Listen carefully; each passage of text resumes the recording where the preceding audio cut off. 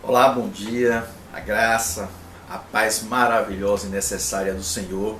Agora é o momento da gente compartilhar a palavra de Deus.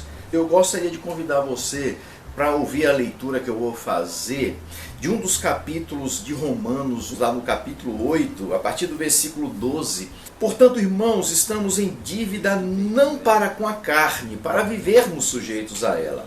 Pois se vocês viverem de acordo com a carne, morrerão. Mas se pelo Espírito fizerem morrer os atos do corpo, viverão, porque todos os que são guiados pelo Espírito de Deus são filhos de Deus. Pois vocês não receberam o Espírito que os escravize para novamente temerem, mas receberam o Espírito que os adota como filhos, por meio do qual clamamos: Abba, Pai.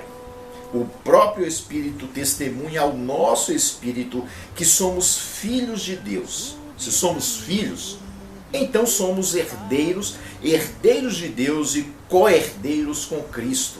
Se de fato participamos dos seus sofrimentos, para que também participemos da sua glória. Eu estava olhando outro dia os números da adoção no Brasil. E o que é interessante e assim triste é que a Unicef, órgão das Nações Unidas, ela diz em relatório recente que somente no Brasil nós temos cerca de 3,7 milhões de crianças órfãs de pai ou mãe. Não é? E aí também existem dados nacionais que dão conta de que no Brasil existem cerca de 9 mil crianças aguardando para adoção. Se ampliarmos esse recorte para incluir nele adolescentes e jovens que ainda estão aguardando em casas de abrigo, isso aí, esse número, a adoção, esse número vai ser ampliado para 200 mil órfãos aguardando a adoção. Não é pouca coisa não. Agora, se pensarmos naquilo que eu quero chamar hoje de orfandade existencial e espiritual, esse número vai se ampliar para dezenas de milhões.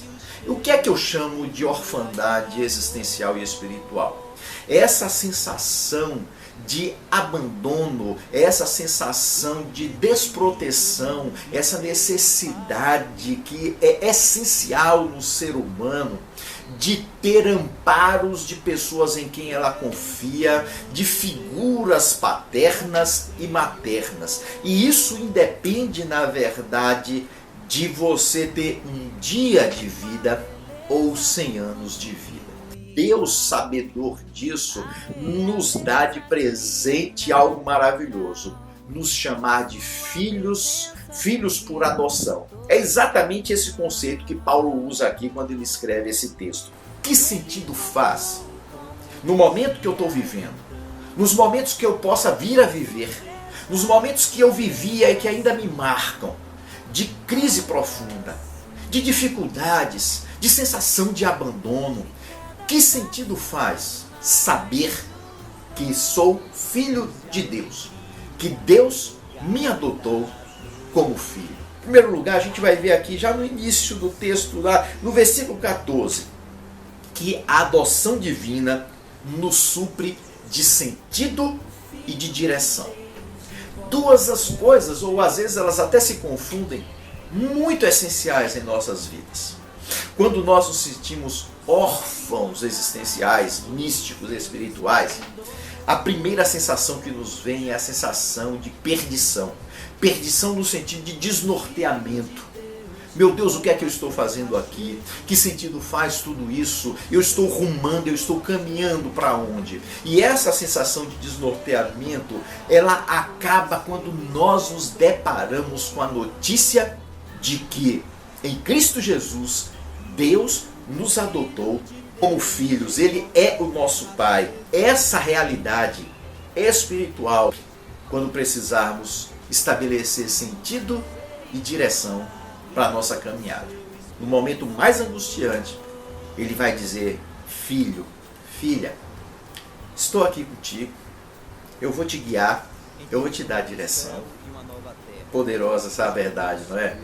Segundo, no versículo 15, principalmente essa parte A do versículo, vai nos ensinar que a adoção divina nos supre de coragem e confiança.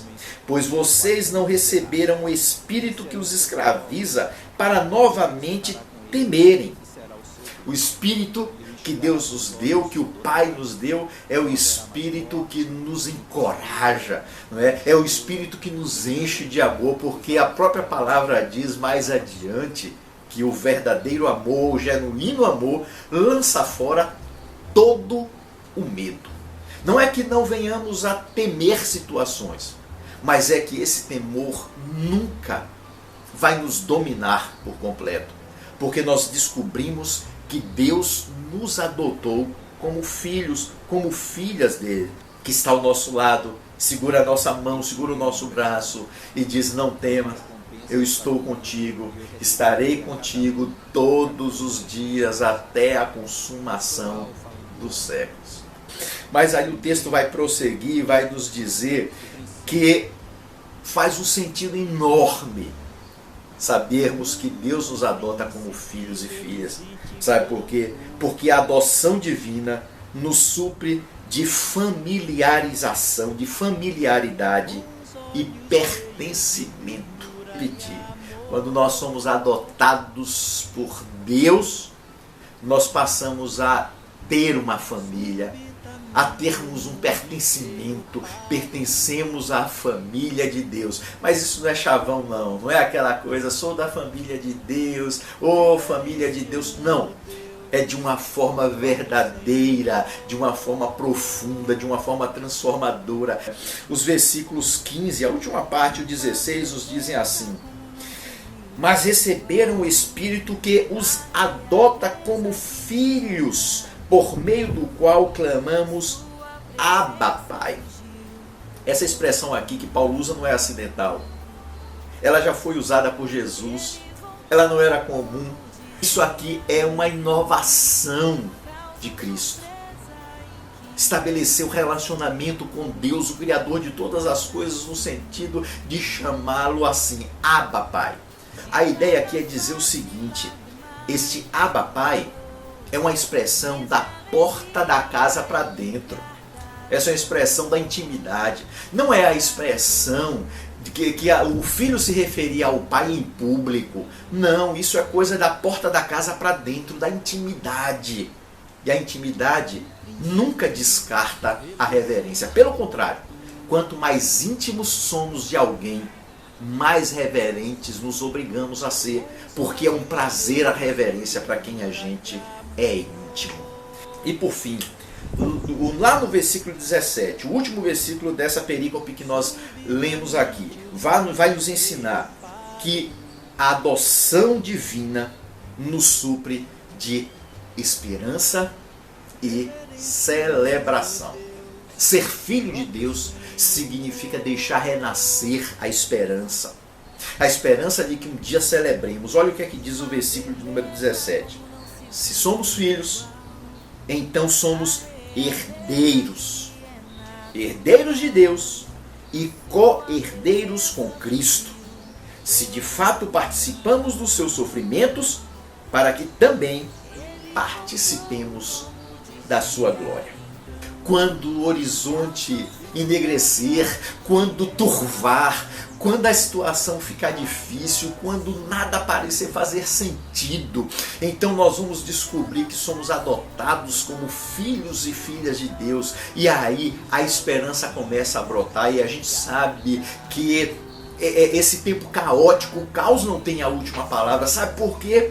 Porque no princípio, tudo estava caótico e Deus pôs ordem criando todas as coisas.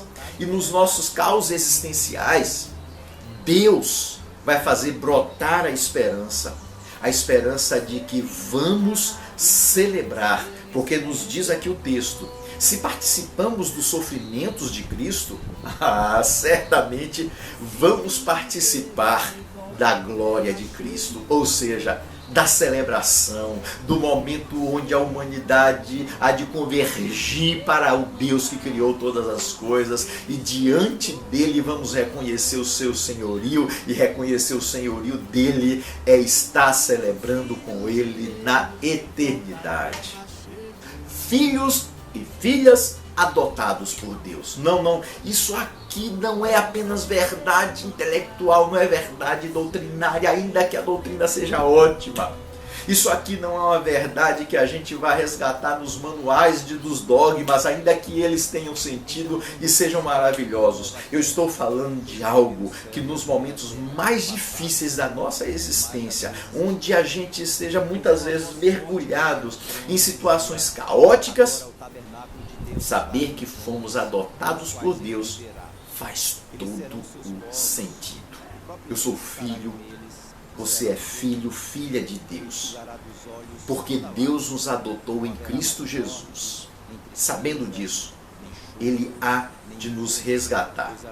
Que Deus nos abençoe.